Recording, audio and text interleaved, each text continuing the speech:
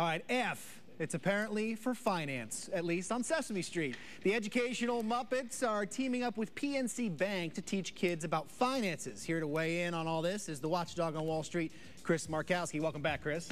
Hello. No more Tickle Me Elmo dolls? No more Tickle Me Elmo. It's F is for finance now. Okay. It's an interesting project they got going on. Again, Sesame Street teaming up with PNC Bank. They're going to have videos. They're going to have printed materials, basically trying to make financial concepts comprehensible to as early as preschool age kids. Now, what do you think about this off the bat? I think it's getting difficult to rope preschool kids into topics of, finance when they, see stuff and they're constantly being inundated by the same products and almost pushing on Sesame Street and whatnot. Right. But I think it's important to teach kids the value of money at a very young age and have them understand. The reality is you can throw all this stuff at them and all these various different teaching tools, but if you're not practicing it within the house, then it's, it's really all for naught. And right now, 26 states do not require any kind of personal finance lessons, and I think you'd agree that's probably a bad idea. We'll talk more about it in a bit. We're back in here in just a minute. If you have any...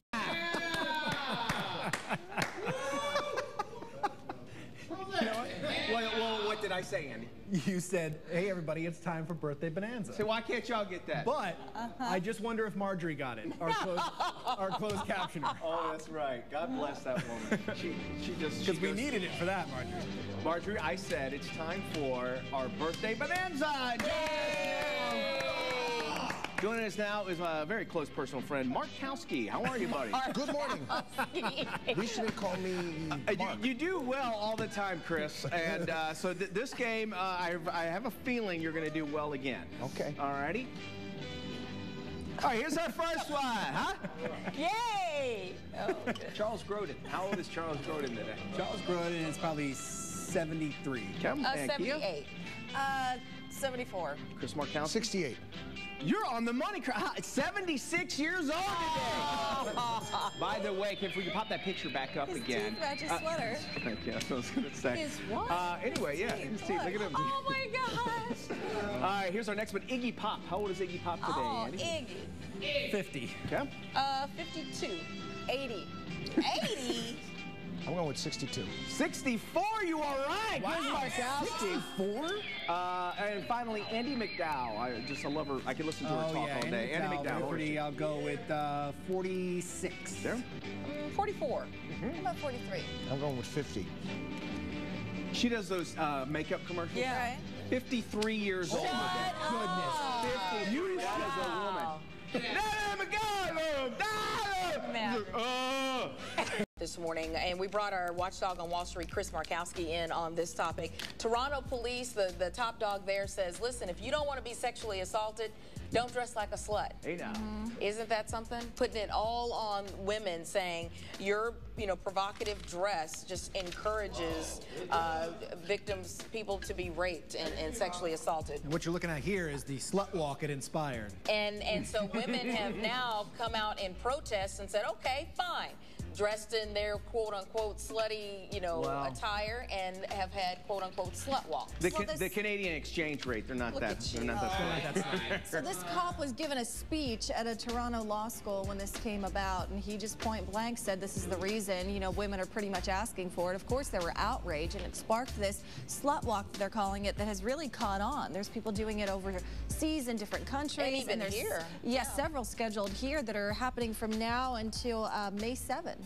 Yeah. You said that they were asking for it? Basically asking for it due to the dress. And, some assault victims may not want to turn in an assault or report an assault or go to the police for fear that someone's going to accuse them of asking for it. No woman asked to be sexually assaulted. And I'm sure attorneys probably on the defense side would probably use that in a court as well. There have been several cases. Well, you had on a miniskirt, didn't you? Okay, so? Yeah, you can't go there in regards to any type of excuse whatsoever. I think that's completely. The guy probably going to lose his job, I would suppose, over something like that. Well, I don't know if it's not necessarily whatsoever, because there is, it doesn't help the situation. No. and I'm not trying to be sexist here. I mean, there are sick guys out there, I mean, that possibly you could be inviting, but I mean, if that's your choice, that's your choice. I was just going to say the reason why you see these girls in little outfits, they're saying, you know, well, we're going to show you, so they pulled out the skimpiest clothes in their wardrobe, put it on, and that's what they're all parading around. You don't go, well, you can use the same excuse if you want to do like the cartoons. Why would you do a Mohammed cartoon and you're inviting yourself to get attacked? Right. So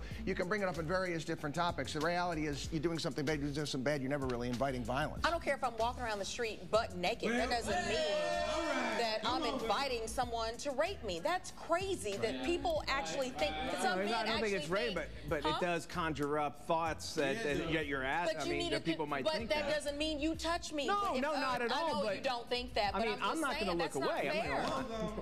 That's not fair to, you know, look at some woman and say, hopefully this cop misspoke him, because you can say two things simultaneously, and that is one, that rape is always inexcusable, and any deviant who would do it should be prosecuted to the full extent of the law under any circumstances. You can also say, for instance, to your daughter, honey, don't dress like a slut because it's dangerous to do so. Yeah. You can say those two things at the same time. Yes. DailyBuzzNow.com is the place to go. Leave us your thoughts on... That is like the embodiment of all cute things. Oh, indeed. Dogs, bubbles, babies. All right, F is apparently for finance on Sesame Street. The educational Muppets are teaming up with PNC Bank to teach kids about finances. Meanwhile, only 24 states require any personal finance lessons for their kids. Here to weigh in on all this is the Watchdog on Wall Street, Chris Markowski. Do you think that there ought to be more states that have a requirement for personal finance education for children? No, I think we should put more condoms on bananas, do more diversity training, rather than teach kids about money and mortgages and all things important. Seriously. You're being facetious. Me? No, never. Yeah, I mean, it seems like there's a lot of things that we teach kids in public schools nowadays, and one of the things that they could use most, by evidence of our bankruptcy filings in this country, is a little bit of financial education. Understanding compounding interest, the fact how it can help you if you're saving money and putting it away, and how it can also whack you upside the head if you got credit card debt that keeps rolling over again and again and again. These are simple things, but it's amazing. And the funny thing is the banks and the credit card companies and the financial regulatory bill did a little bit to help this. They know this. So when you go on college campuses, they were loving handing out, credit cards because they know they get you in a cycle of perpetual debt. Chris Markowski, if you have any questions for him, send it to us at Daily Buzz Now. Let's do a little celebrity birthday bonanza. That was from Marjorie. That is from Marjorie, and Marjorie, God bless, she's our closed captioning. Just a type. And and she lives in Pennsylvania, and they route it through. But you were telling me for your show. Yay, Marjorie! There she is, right there. That is Marjorie. Beautiful. By the way, hottest closed captioner in the business. I was about to say that. I was like, she needs to be up here in a sec going. Anyway, because you have to send yours for your show to India. To India, and then they write it. I just find that fascinating. You're outsourcing your closed captioning. How'd you get so tan? I live in Florida. He goes to India. He's part Indian. I just looked at it and I'm like, he's got a glow going on. Huh? He does. Let's jump in to our celebrity birthday bonanza. Here's our first one. Quite the opposite scale of being tan. It's Robert W. Smith. How old is he, Andy? 50. Okay. 62. 58. Oh, and Chris Markowski. I'm going 48. You are right, Chris. 52 years old. 4 years old. 52. Beautiful young lady. Next one is Nicole Sullivan, who I think is just funny lady. How old is Nicole? 36. I'm going to go 30. I'm going to go 38. I'll go 37. And you again, all right, Chris. 41 years old. Wow. From Mad TV and King of Queens. And finally, James McAvoy. How old is James McAvoy? 34. 29. 33. 30. I don't know how you do it, Chris. That's right amazing. On the money. 32 years old today. Congratulations. I want to say big fan of the show. Queen Elizabeth, happy birthday to you. Oh, that's right. Happy birthday. Happy birthday to you. 85 years old today. I say 85 years young. The Queen of England. You deserve the Toronto police top dog was saying, he says, basically, if you don't want to be sexually assaulted, ladies, then don't dress like a slut.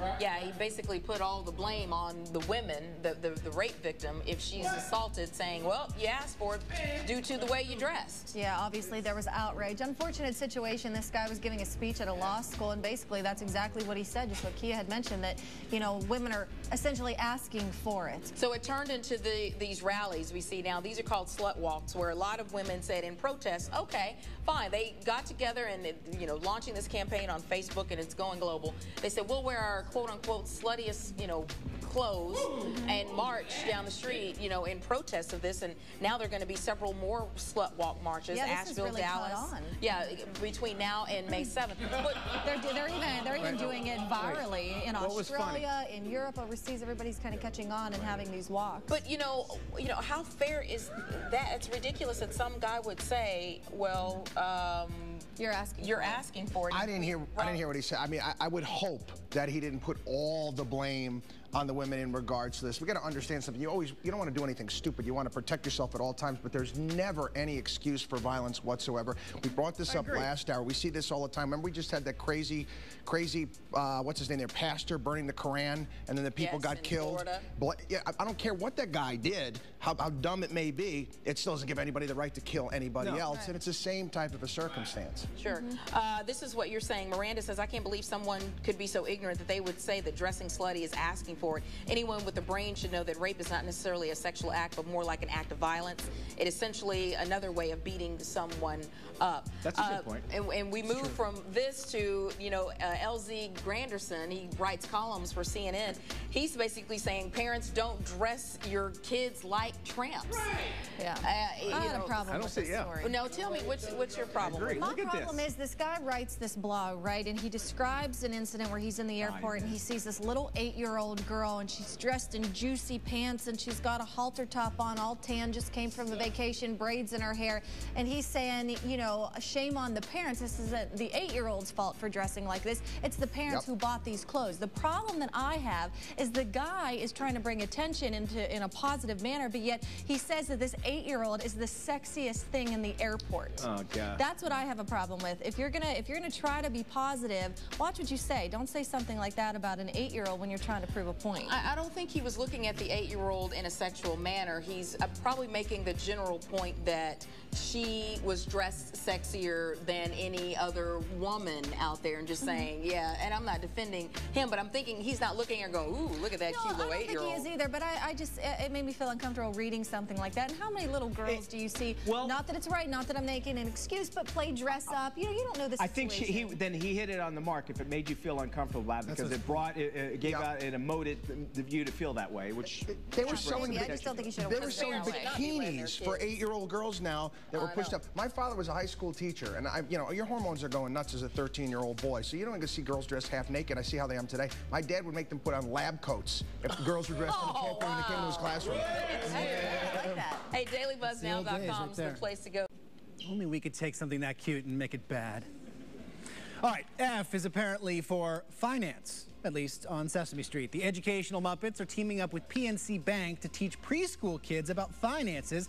Meanwhile, only 26 states require some kind of public education for children in personal finance. Here to weigh in on all of it is the watchdog on Wall Street, Chris Markowski. Good morning, Chris. Boy, oh boy, that Elmo's a jack of all trades. He really is. Financial advisor, too. Yes, he can help you with your self-esteem and your bank account. Get him working for me, maybe. What are your thoughts about this? I know we've talked before about the lack of education. We teach kids about how to put condoms on bananas, as you said last hour, but we don't teach them how to balance a checkbook.